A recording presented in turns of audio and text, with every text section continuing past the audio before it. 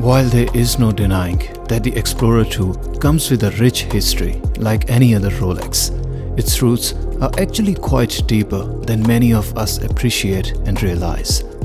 While the current looks and the dial layout as we know and see in the Rolex Explorer 2 was released in 1985 in the form of reference 16550, the original watch was released in 1971 in the form of 1655. The original case was also smaller and measured at only 39mm, and the looks on offer were completely different from what we see and know today as the Rolex Explorer 2.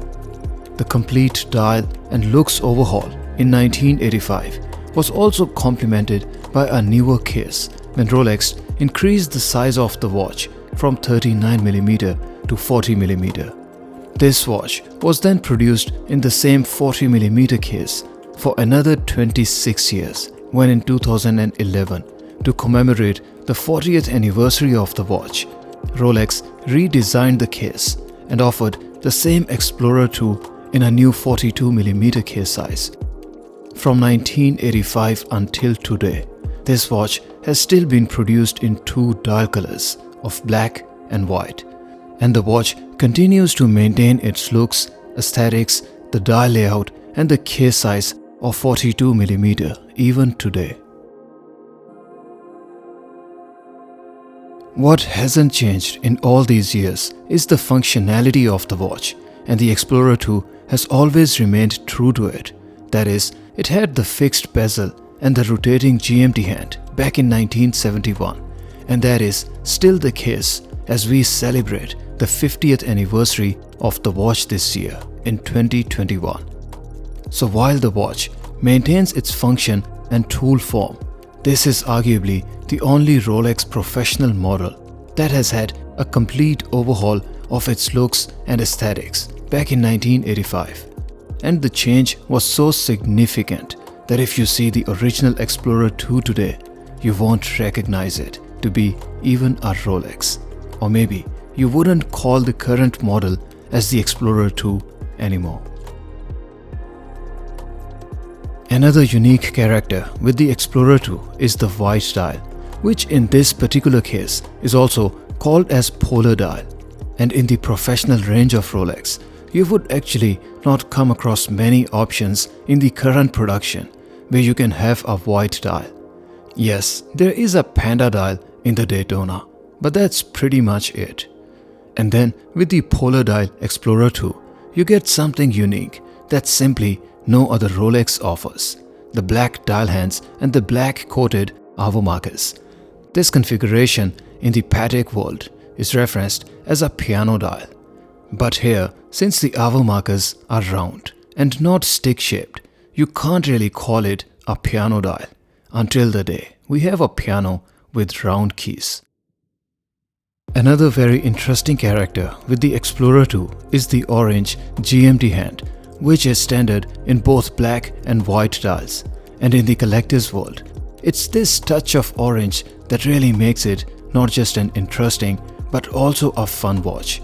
In the Rolex world, it's the little details like a text in red or a hand in orange, or maybe even just a font for the digit 4 or the letter for date 6 being open or closed.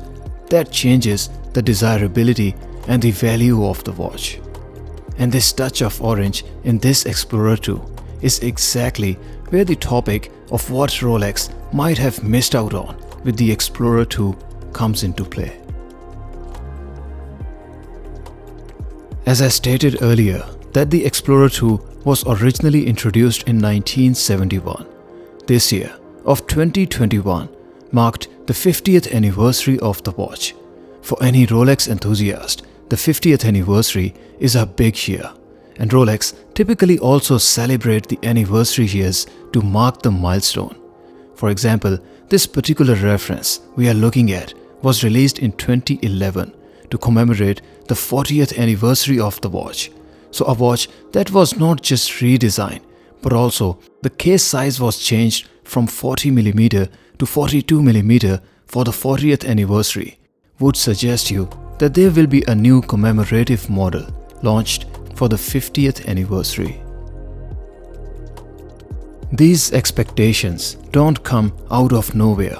In fact, if you look at Rolex Submariner, the 50th anniversary introduced the Kermit, where Rolex offered for the first time a Submariner with a green bezel.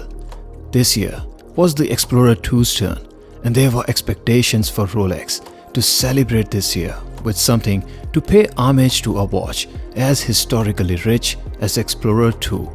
Maybe a green GMT hand instead of orange, a green text on the dial, or maybe just the bezel lettering to be green.